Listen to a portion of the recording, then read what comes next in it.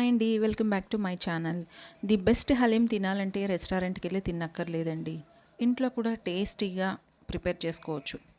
ఒక బౌల్ తీసుకొని అందులో ఒక హాఫ్ కప్పు గోధుమలు, హాఫ్ కప్పు మినప్పప్పు, హాఫ్ కప్పు ఎర్ర కందిపప్పు, హాఫ్ కప్పు పెసరపప్పు, అలాగే హాఫ్ కప్పు ఓట్స్. మనము ఓట్స్కి బదులు బార్లీ అయినా తీసుకోవచ్చు, కానీ నేనైతే రెండు తీసుకుంటున్నాను. అలాగే హాఫ్ కప్పు నువ్వులు కూడాను. వీటిని కడిగి నానబెట్టుకోవాలన్నమాట. కడిగిన తర్వాత నేనైతే బార్లీ పౌడర్ వేస్తున్నాను, ఎందుకంటే నా దగ్గర బార్లీ లేదు. ఆల్రెడీ వేయించి పౌడర్ చేసుకున్న బార్లీ పౌడర్ మాత్రమే ఉంది.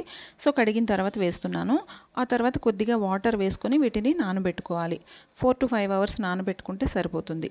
ఎందుకంటే గోధుమలు అన్నీ నానాలి కాబట్టి ఇవి నానబెట్టిన తర్వాత, పూర్తిగా నానిన తర్వాత అప్పుడు మనము హలీం ప్రిపరేషన్ స్టార్ట్ చేయాలి. ఇవి పూర్తిగా నానేసాయండి. నానిన తర్వాత మనం వీటిని మిక్సీ చేసి పేస్ట్ లాగా ప్రిపేర్ చేసుకొని పక్కన పెట్టుకోవాలి. ఆ తర్వాత ఇదైతే కుక్కర్లోనే మనం ప్రిపేర్ చేస్తేనే మనకి కొంచెం త్వరగా అవుతుంది. ఎందుకంటే హలీం అంటేనే కొంచెం లేట్ ప్రాసెస్ కదా. సో కుక్కర్ తీసుకొని అందులో కొద్దిగా నెయ్యి తీసుకొని డ్రై ఫ్రూట్స్ని వేయించి పక్కన పెట్టుకోవాలి. అలానే అదే కడాయిలో సన్నగా కట్ చేసుకున్న ఆనియన్స్ కూడాను రోస్ట్గా వేయించి పక్కన పెట్టుకొని, మనము వేయించిన డ్రై ఫ్రూట్స్ని కొద్దిగా తీసుకొని అందులో పెరుగేసి వాటిని పేస్ట్ చేసి దాన్ని కూడా పక్కన పెట్టుకోవాలి. ఆనియన్స్ వేగాయి కదా, అవి తీసి పక్కన పెట్టుకొని అందులో మరికొంచెం నెయ్యి వేసుకోవాలి. ఈ ప్రాసెస్ మొత్తం మనం కంప్లీట్ నెయ్యితోనే చేయాలండి. ఎక్కువ నెయ్యి వేస్తేనే టేస్ట్.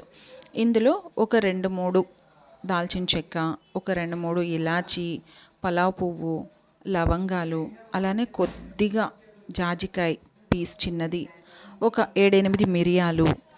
ఈ మసాలాలు వేసిన తర్వాత షాహీ జీరా కూడాను ఇందులో ఒక స్పూన్ వేసుకోవాలి. ఇవి కొద్దిగా వేగిన తర్వాత ఇందులోనే మనం సన్నగా కట్ చేసుకున్న మరి కొద్దిగా ఆనియన్స్ మనం కొంచెం వేయించి పెట్టుకున్నాం కదా, ఇందులో కొద్దిగా వేసుకోవాలి. ఒక 2-3 పచ్చిమిర్చి, అలానే ఒక స్పూన్ అల్లం వెల్లుల్లి పేస్ట్ వేసి లో ఫ్లేమ్లోనే వేయించుకోవాలి. ఇందులోనే బోన్లెస్ చికెన్ అయితే నేను తీసుకుంటున్నాను. మటన్ హలీం కాదు, ఇది chicken haleem. So boneless chicken అయితే పీసెస్ తీసుకోవాలి. చికెన్ పోపులో బాగా వేగనివ్వాలండి. ఇందులోనే పసుపు, కొంచెం కారం, మనం టేస్ట్కి తగ్గట్టు కొద్దిగా కారం తీసుకోండి. పచ్చిమిర్చి కూడా వేసున్నాం కదా, అలాగే ఉప్పు, ఇవన్నీ వేసి బాగా కలుపుకోండి. ఇందులోనే కొద్దిగా ధనియా పౌడర్, కొంచెం జీరా పౌడర్, కట్ చేసి పెట్టుకున్న కొత్తిమీర, పుదీనా అన్నీ ఇప్పుడే వేసుకోవాలి.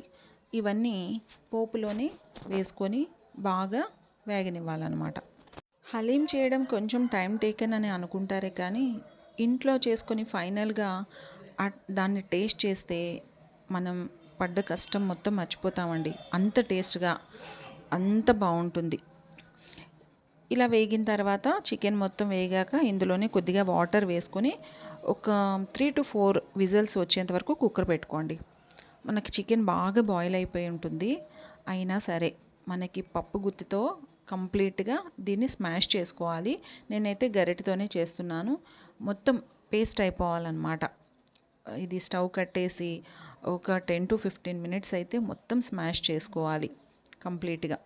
చికెన్ మొత్తం స్మాష్ అయిపోయిన తర్వాత స్టవ్ ఆన్ చేసి మనం ఫస్ట్ మిక్సీ చేసి పెట్టుకున్నాం కదా పప్పు గింజలన్నీను, గోధుమలు, కందిపప్పు అన్నీను, ఆ పేస్ట్ని అయితే ఇందులో వేసుకోవాలి.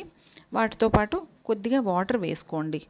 దీన్నైతే కలుపుతూనే ఉండాలండి, లో ఫ్లేమ్లోనే, లేదంటే అడుగు పట్టేస్తుంది.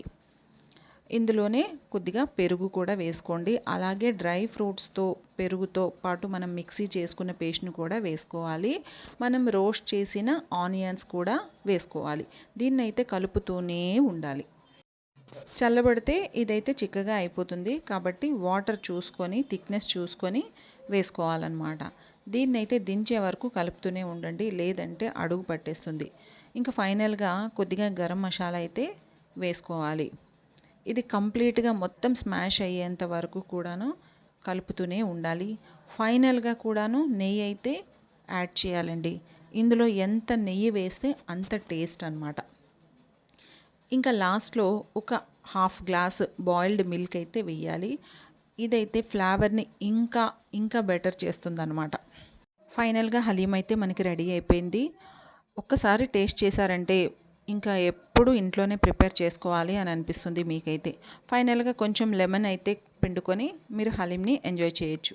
ఈ వీడియో కనుక మీకు నచ్చితే ప్లీజ్ సబ్స్క్రైబ్ చేయండి, లైక్ చేయండి. Thank you.